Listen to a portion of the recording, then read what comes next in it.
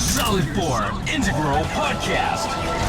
Broadcasted from Konami HQ in downtown Tokyo, it's the world-renowned Metal Gear Solid 4 Integral Podcast. Hi everyone, this is the MGS4 Integral Podcast, Episode 8. I'm Aki Saito, joined with... Hello, my name is Sean Eyestone. And... Hi, this is Ken Imaizumi. Okay, today, Sean, we're in your favorite stage. Yes, we are. We are in Shadow Moses. Where was our meeting point? Our meeting point today is behind the truck in the heliport. Yeah, just after, the opening sequence. Right, Yeah, so after the opening sequence, you kind of go through that snowy area, and then you find the heliport, and then to the north of the heliport, there's a truck. So you should be standing right behind that truck. I just want to point out one thing. On the webpage, we've been getting comments and things from people, and one of the comments that we got was about, how we jumped back to the power station stage after we did the tracking stage. Yeah. And I think, a lot of people maybe only had one save, and so, there's a lot of trouble for them to have to backtrack. And so, we're sorry about that. Basically, when we're doing these podcasts, we're kind of doing it not necessarily in order. So people who are playing, you probably want to keep more than one save. Keep saves on all the levels, and be prepared because we may jump back again in the future. So just want to point that out. Okay. Sorry about that. Yeah, sorry about that. Okay, well, Sean, I heard that you have so many memories in this actor stage, actually. He has a lot of things to talk about. You want to start off? The private. Right. How it changed your life? It changed my life. Mm-hmm. Yeah, well, I guess first things first, I just want to thank everybody for sending in their messages and comments on the webpage, because we have been getting a lot. And, we haven't been replying to them on the show because, there's kind of a lag between when we get the feedback and when we record. But we want to thank everybody for sending in their feedback. Some people wanted to know, who the hell is Sean? Exactly. Who is this guy? Yeah. So, since I never really introduced myself properly, I guess now would be a good time to do it, since I was in charge of Moses. During Metal Gear Solid 4, I was involved with the script unit, and I think there's a lot of people who may not really know what that is, really, because in Kojima Productions, the script unit is kind of unique in a way. So basically what we do is we handle game design, level design, creating the maps, and doing all the scripting, and basically, all the stuff that brings the game together. So we communicate with the programmers, communicate with the designers, artists, and kind of bring everything together into the final stage. So my understanding is that the script unit is kind of the central point where you gather all the materials. Right. Make sure the flow goes right. Right. Which flag is, up or down, things like that. Right. So it's kind of like the focal point, where everybody all the materials come together. The game design kind of comes together, the program gets put in, the art gets put in. And of course, we place the enemies, we tweak the gameplay, all that fun stuff. He was in charge of Shadow Moses. Yes. Maps and all gameplay stuff. So if you guys have some complaining or anything, just call him up and say, hey Sean, Yeah, but wasn't this a challenge for you? Because that all Metal Gear fans know the stage. Yeah. Mostly inside out. Right. And that was the hard thing because, we're revisiting Shadow Moses, so we have to reuse the same maps. Basically we want to use the same environments, but somehow create a new gameplay experience using those same environments. That was a really challenging experience. Yeah, you have to be precise and you have to make it, to the next gen sort of. Right. From the PlayStation 1 actually. Right. So it's like 2 steps up. Exactly. So somehow make it look the same, but make it look a lot better, and introduce something new to the gameplay that will be kind of fresh, to people who have played Metal Gear Solid 1, as well as people who may be playing Metal Gear Solid 4 for the first time. Well, I think I have to say you and the team doing this Moses stage did a real great job, because I could say that I had no kind of awkward feeling. I had an almost natural feeling that this was almost playing MGS1. Cool. But actually, come to think of it, it's not MGS1. Everything is all different. It's all, high res and things like that. The truck itself, that we're standing right behind is, it should be the same truck. And I do get the kind of the same feeling. However, it's probably totally different, right? Right. In a technical Yeah, well, point of view. that's the thing too, when we're planning the stage, we're kind of talking about it, and we're like, well, it shouldn't be too hard because, it's the same as Metal Gear Solid 1. We'll just, make the same stage, and it shouldn't be that hard. But actually, there's a lot of work involved, because we basically remade everything from scratch. You can't reuse anything from PlayStation 1 game, so everything is totally from scratch and recreated just for Metal Gear Solid 4. so we had to try and recreate things so that they look the same, but just look a lot better.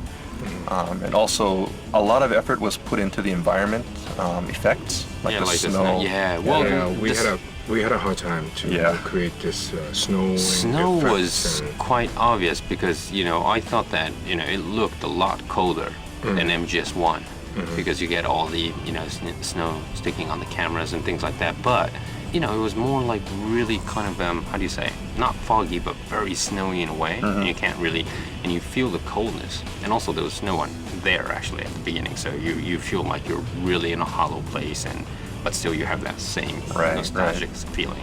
Getting all this stuff in here, I mean, there's a lot of work that most players probably won't even realize that it's there because it's really subtle.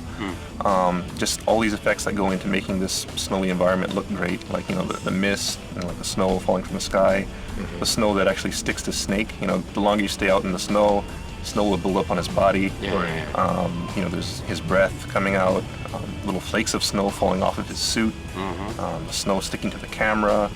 And then, of course, the ground. We had to create a whole new system just for this stage because, you sink into the snow here and you can crouch onto the snow. And, Metal Gear Mark III moves differently on the snow. So, there was a lot of, I think, unseen effort that went into this stage. Trying to make it look the same, but look really next gen. And just kind of bring out that real nostalgic feeling for all the players who are coming back to Shadow Moses for the first time in about 10 years. Wow, Sean, this is your stage. Yeah, this is your show. What do you got to tell the users? Everyone's kind of waiting behind. Right. Yeah. Sorry, we've been jabbering for quite a while. Yeah, okay. We're sitting in the cold. Let's go on. All right, so first of all, one thing I want to point out is that we really wanted to create this really nostalgic feeling in Shadow Moses. Yeah. And one of the things that we did was actually to place a lot of the items in similar positions, in the same areas that they were in Metal Gear Solid 1. Yeah. So people who played Metal Gear Solid 1 may remember that there was a weapon in this truck, Mark 23 pistol. Yeah.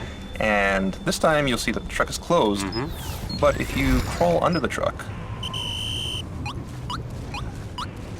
you'll find that the gun is actually under the truck this time. Okay. So people familiar with MGS1 should definitely pick that up.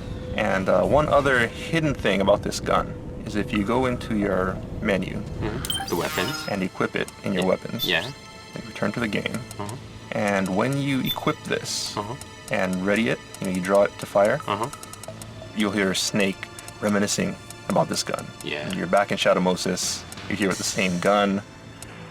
Just for people who played Metal Gear Solid 1, they're probably feeling really nostalgic, and so is Snake.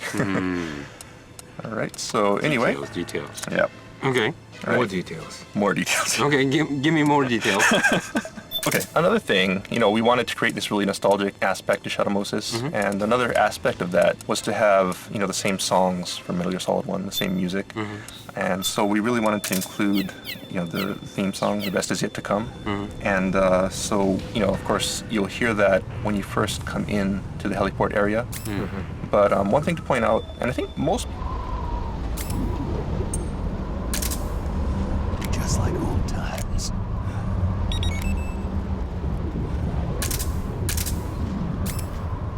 There is a condition where you may not hear this song. Basically, you have to come into the heliport area without being spotted. So if you're in an alert phase or a caution phase, the song actually won't play. So you really have to sneak past that gecko at the beginning of the stage, in the snowfield, and then sneak into this area. And when you do, as soon as the heliport comes into view, that song will begin playing, and you'll get this really cool nostalgia going on. Good song. Yeah, it's a great song. Okay, the next thing you want to do is, right now we're under the truck, so let's just go ahead and crawl out from underneath the truck and head up to the center of the heliport pad. Okay, let's go.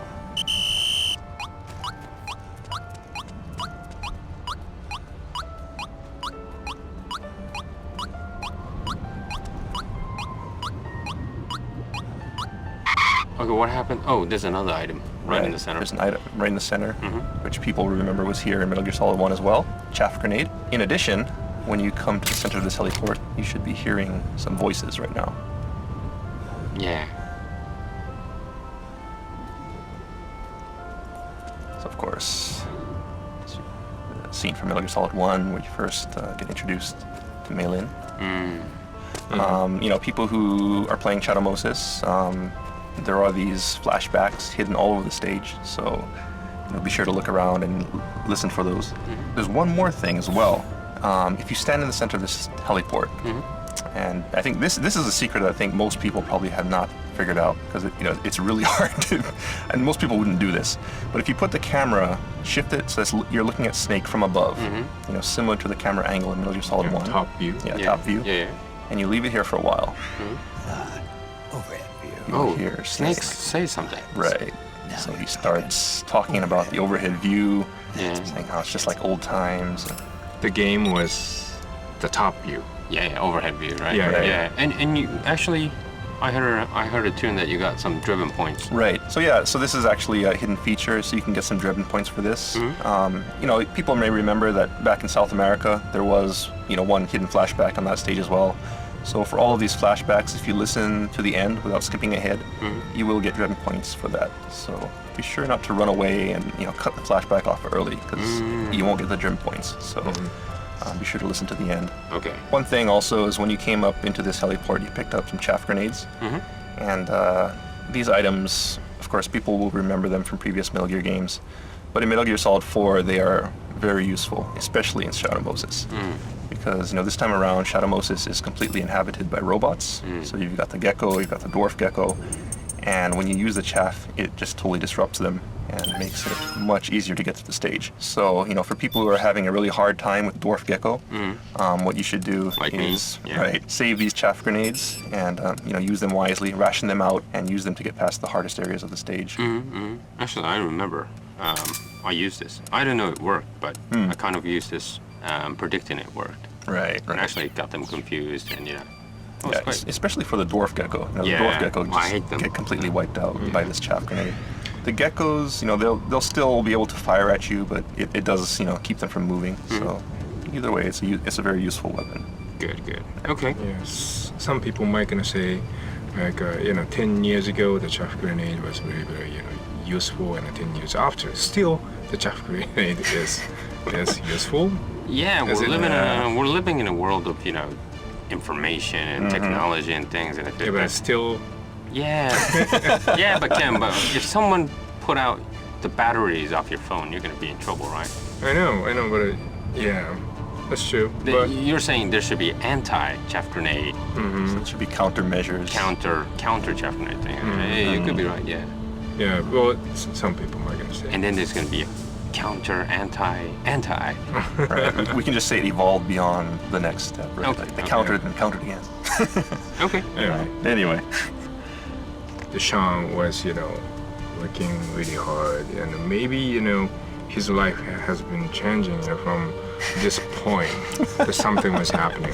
What happened? Did something? Do you want to bring that up?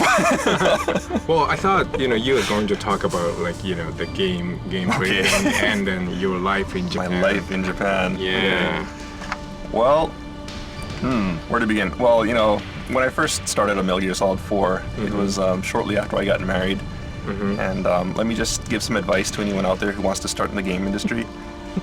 Do not get involved in a really huge project right after you get married. Your life will be hell.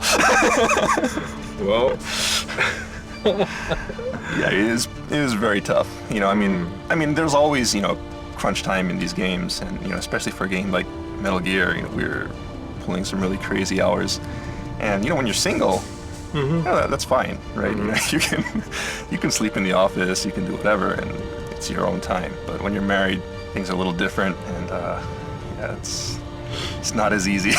yeah. Yeah. Okay. Well, Ken, we shouldn't talk about this anymore because Sean's starting to cry and. Yeah, I'm getting a little misty. Yeah, well, and, yeah, he really missed his wife, who left. Okay. Well, Sean, Anyway, let's move on.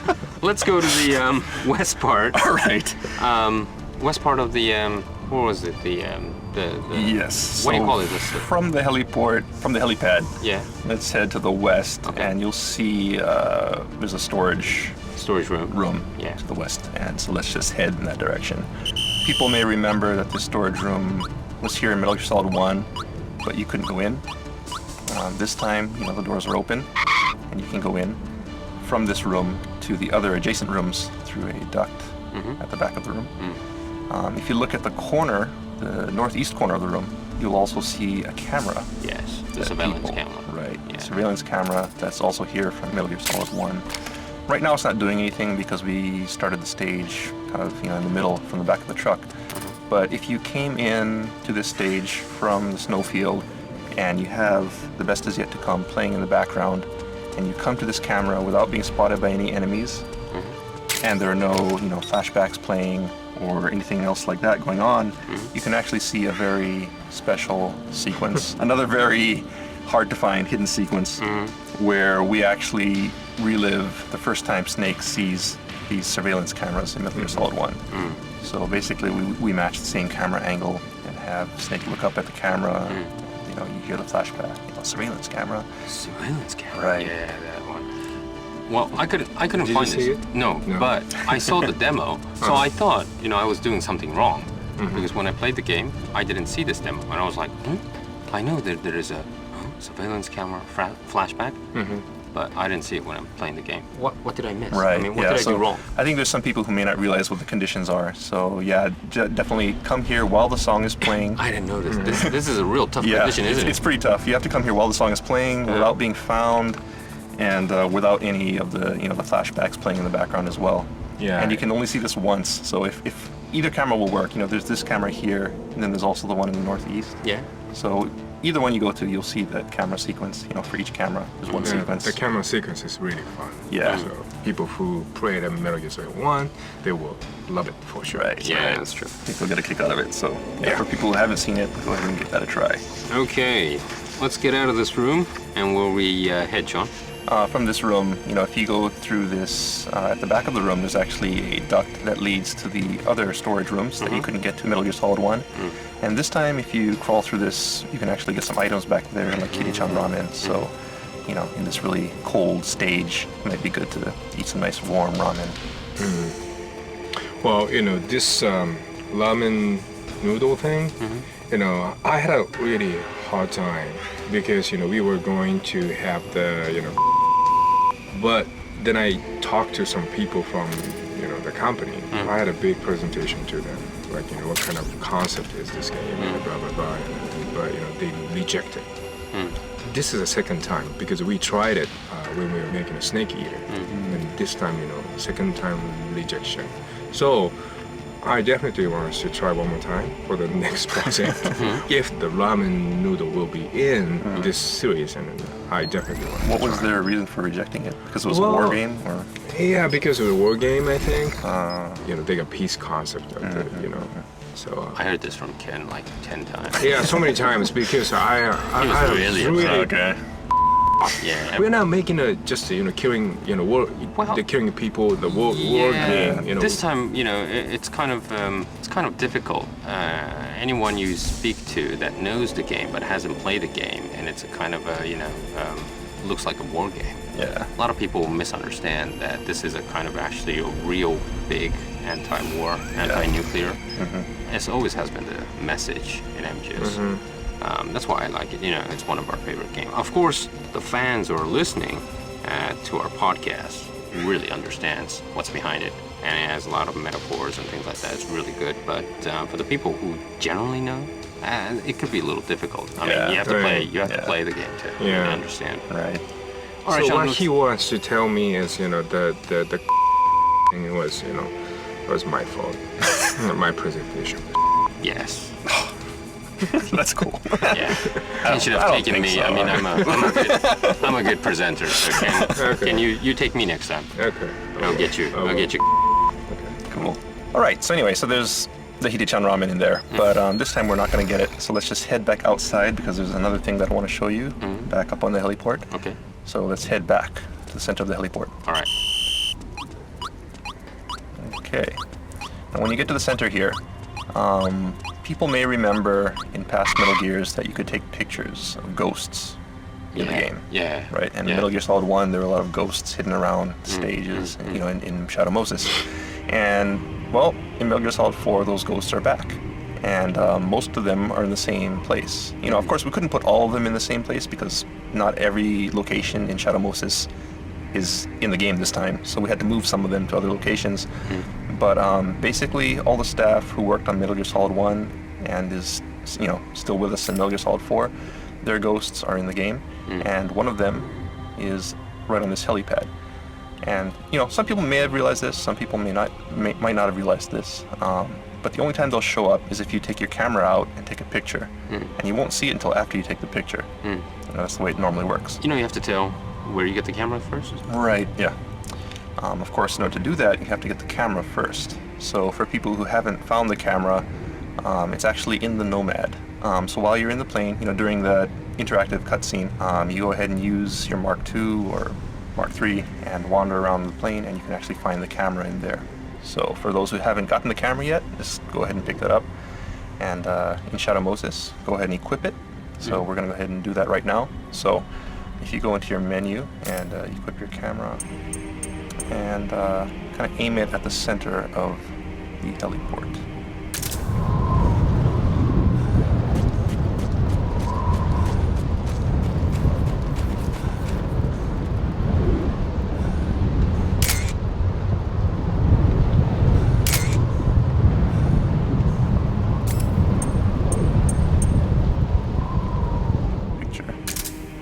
See a faint, ghostly image appear when you hit the shutter. Yeah, some center. Yeah. Right. You have to switch on and off to the podcast and camera and things like that, right? Yes, yes. So, people are listening to the podcast right now, so if you want to do this, you'll have to switch to your camera. But, before we move on, there's another thing that I want to point out about these ghosts, is that usually, you won't be able to see them until you actually click to take the picture. But there is a hidden way to make these ghosts appear in your camera viewfinder without snapping a picture, and it makes it a lot easier to find these ghosts. And to do that, you have to be playing through the game a second time, because when you're fighting Screaming Mantis, you can get the Sorrow Doll. Yeah. Right? And if you get the Sorrow Doll from Screaming Mantis, Sorrow, of course, from Metal Gear Solid 3, can see dead, dead people and things like that. And in Metal Gear Solid 4, you can use it to control dead people. And if you equip it while you're equipping the camera, so if you go into your weapons menu and equip the Sorrow Doll, and then ready it as a weapon while you have the camera on, you'll see the ghost actually appears without you clicking the shutter. And it's actually more clear. And it's clearer, and it's kind of, floating.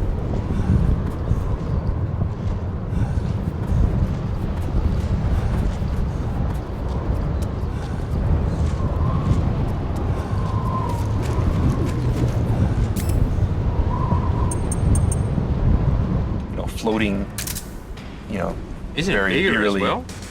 It's not bigger. It's the same size. Nose and glasses. Wow, that's very cool. But this makes it a lot easier to find. Okay. So yeah, just go ahead and equip your camera, equip the Sorrow Doll, and maybe explore Shadow Moses this way, and look for some ghosts, because there's a lot of them hidden all over the stage. Details. And this is why Shadow Moses took so long to make.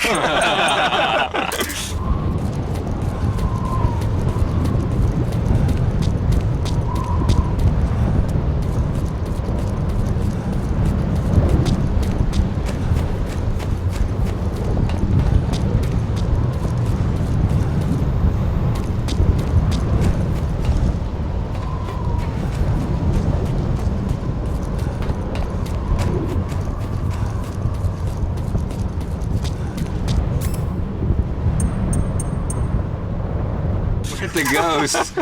Okay. All right, so let's head to the north. Okay. And we're gonna go up the stairs in the northeast. Oh, this is my favorite part from MGS1 because you know when the guards come over Right. and you kind of hide. This is the first time you kind of encounter these. I think the last moment thing. Yeah, and you're kind of like on these stairs, right? Yeah, The yeah, guards yeah. are right above you, and you're kind of hiding here. And you're thinking, oh, should I go back or should I go kill him and things like that. I love this part. So right now, for people who are wondering where we are, we're right in the middle of the stairs right now. So we're gonna head up to the top of the catwalk, and then at the top, we're on the second floor.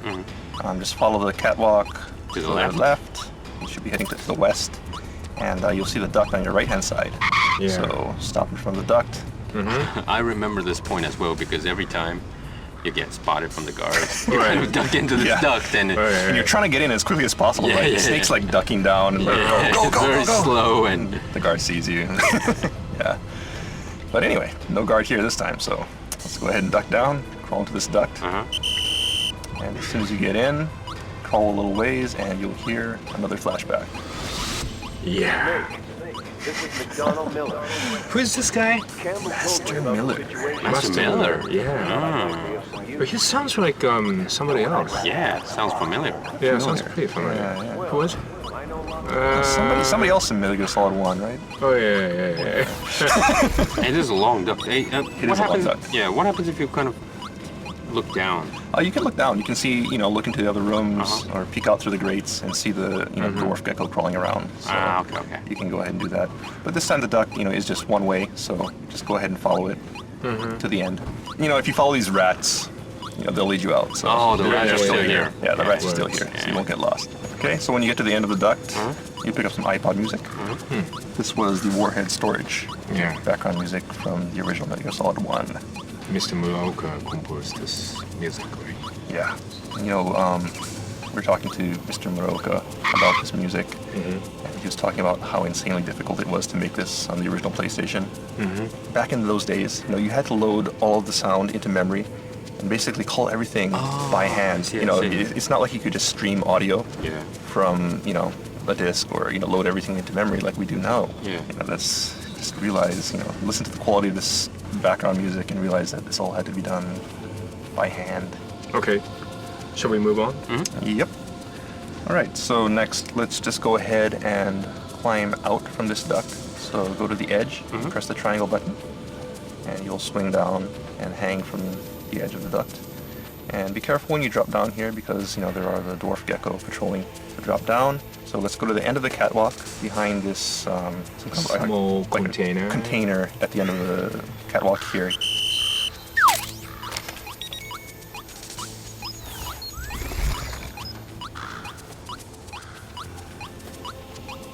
Hide behind this container here so that you don't get spotted by the dwarf gecko. And if you look to the east, you'll see that door with the number 4 written on it. Number 4. Number 4. Yeah. Yeah. And there's actually something really special about that room number 4. Special. Special. Yo. Can you go inside? You can go inside, but not now. If you try to go inside now, you'll find that the door is actually locked. Yeah. But later on in the game, that door will open. Actually, in the next stage, when you activate the power, and Otacon disables the security, this door will be open. So be sure to come back here and check inside of there because there's a pretty cool item. What kind? You can actually get an iPod track. Oh. Okay, so we drop down from this duct. Again, dwarf gecko patrolling. And once they're gone, quickly drop down from this catwalk, end of the catwalk, swing over the edge, drop down, and as soon as you hit the ground, head outside through underneath these shutters to the north, and then stop as soon as you get to the other side of the shutters. And we'll get another. And you will be hearing another flashback as soon as you drop down. Okay, so now you should be in this laser hallway, which you'll remember from Metal Gear Solid 1. And again, to bring up the nostalgia, we actually placed these dwarf gecko on the walls in the same positions, the same place as the lasers in Metal Gear Solid 1, to kind of recreate that feeling. They're in the exact same spot. And another thing I want to point out while we're here is if you go ahead and equip your solid eye and enable night vision, and look at the ground, you'll see some footprints. These are footprints of. Familiar? Yeah. What? Yeah.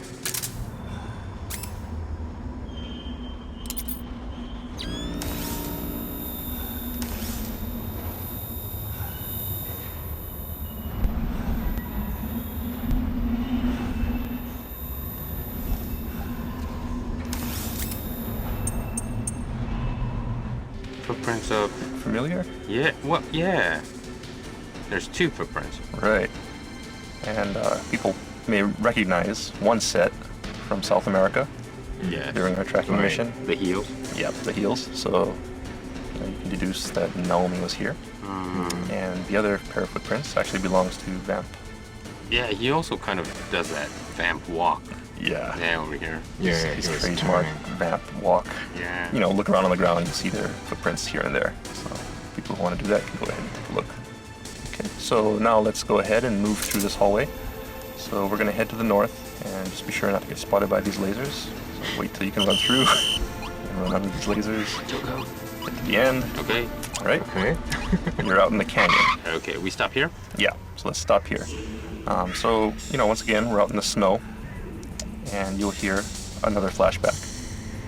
We're out in the canyon, and what do you want to tell us All right. in this canyon part? All right, so first thing I want to do is let's head to the right, go to the east, East? and there's kind of like this big boulder here. So Yeah. let's just go around this boulder until you hit the wall, like this rock wall. Yeah. And then to the east, there's actually a pathway Yeah. leading up to the east. Uh-huh. So let's go up this pathway. Okay. And at the end here, you'll find a rock wall and a bunch of items. But, originally, when we were making this stage, there was not a rock wall here. There was actually a lake Yeah. beyond this. And, we had this whole, scenario where there was a frozen lake, and there were gecko patrolling on top of the lake, and you could, break the ice and, drop them down to the water and things like that. And that was actually, an entirely different route that you could take to get to this point. Yeah. So in the original design for this stage, you could actually bypass that whole heliport area completely and go from the beginning. Ah, I see, to here. Right, so when you first come down from the helicopter, instead of going, to the west, if you went to the north, you could actually head up and get to this lake area, and then it would hook up to the canyon from this path here. But, back then, Moses was envisioned as kind of more of an action-oriented stage. But, midway through, we decided we wanted to go with more of a nostalgic feeling for the stage. And then, of course, the other thing was that we felt it would be a really horrible waste for people not to see the heliport, because that's probably the most memorable thing Right. that people, know about Metal Gear Solid 1 was that, sneaking from that heliport in the beginning. So, yeah, we definitely wanted to make people go to that heliport. So, for that reason, we decided to close this I path. see. So there is still lake behind that, I guess. Beyond here, I guess you can imagine there's a lake beyond that. Okay. No data. Yeah, not anymore. Okay. Yeah, it's been buried by snow. Okay. So we got the items, so what are we gonna do? We're gonna head back? Okay, yeah, so let's head back to the canyon. So go down the slope, and you'll see these two gecko who are in power save mode. So let's sneak by these. If you go towards, through the middle of the canyon, you can get by without waking them up. So carefully do that. And then when you get past these gecko, kind of lined up with the second gecko, then to the west, you'll see this small little cave, Yeah. which was also here in Metal Gear Solid 1. Probably when you get to this point, you'll hear autopilot going on about one of the geckos waking up. But if you come into this cave, you can get an item here. You can get the iPod track Following Destiny, which is from Zone of the Enders. Yeah. All right, so I think we will wrap it up here. From this point, all that's left is to head to the north, and of course you crawl under that shutter, and you go to the next stage.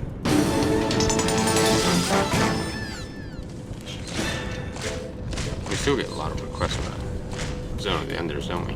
Yeah, everybody wants part 3. Yeah. It was a good game. You like to know how many people want us to make the sequel?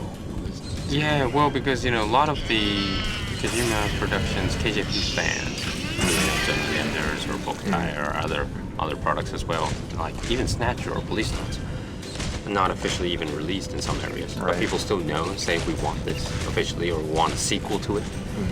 And Zone of Enders is always kind of referred as, in interviews or things like that. When Yeah, are you going a to lot create, of to Mr. Kojima, when are you going to create the next Zone of Enders? We would like to see it. We get this request all the time. However, we were thinking, Ken and I were always saying, actually, how many people?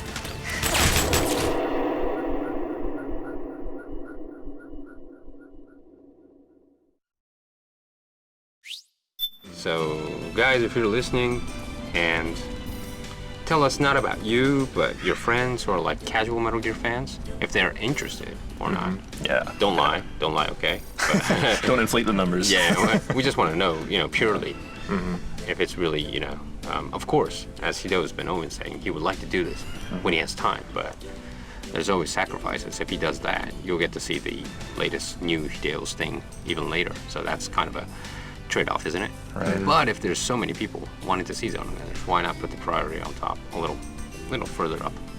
You know, but we just want to know. Ken especially really wants to know because he's been asking this all the time. Yeah. Well, I wish I could have like a poll or something. I mean, you know, ask like all gamers and you know, how many people wanted to play Zero Sequel. Well, we have all the Metal Gear Solid 4 players listening to this podcast. Okay. Okay, well, make sure you write your comments and we'll check your comments out. Yep. And where are we going to start next time? So next time we'll start right on the other side of that shutter. Okay, the So- nuclear warhead. Right, nuclear warhead storage building. Guys, did you hear that? Next time we're going to do the latter half of Shadow Moses. Thanks, guys, for joining. And, well, if you missed something, Sean, you're, of course, more than welcome to say, especially about your personal things. Yeah, I think I'll pass on the personal. Okay. We'll hear more next time on the latter half. So thanks for tuning in, and see you next time. All right. See you. Thank you. Bye. Alright, that's gonna wrap up this edition of the Metal Gear Solid 4 Integral Podcast. Check back next time for more tips, tricks, and insider info on Metal Gear Solid 4. Brought to you by Kojima Productions and Hideo Kojima himself.